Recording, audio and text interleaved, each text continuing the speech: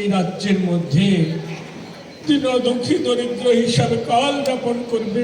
উনি বলো না মা, এগো মা, বলো না তোমার এই সন্তানের মুখে সেদিনকে ক্ষুধায়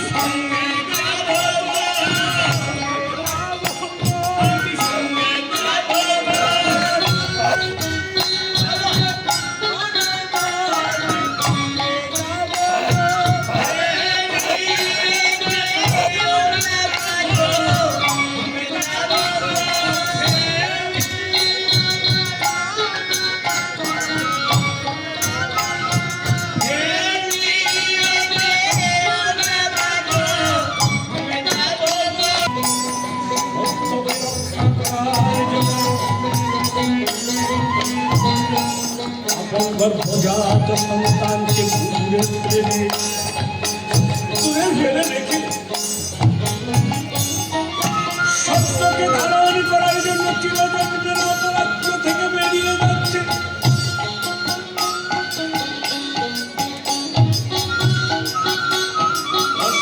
সে পুত্র বলছে, জননী জননী গো, তোমার এই সন্তানকে রেখে কোথায় চলে যাচ্ছে? কোথায় তোমরা যাত্রা করে?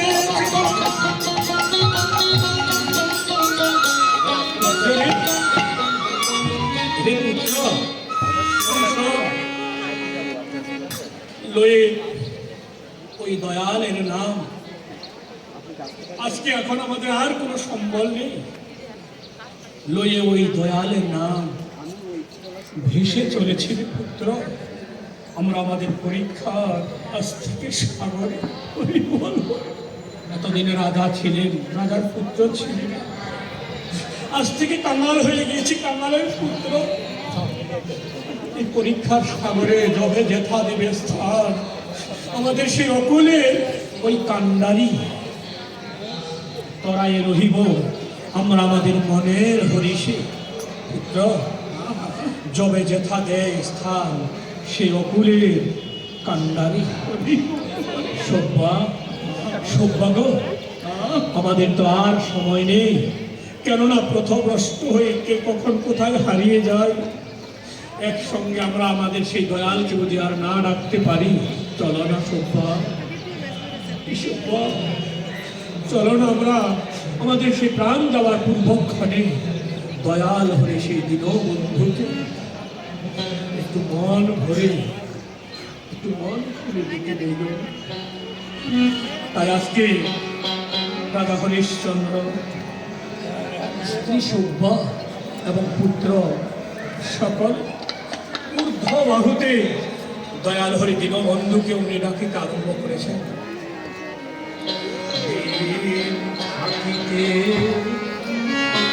দীনবন্ধু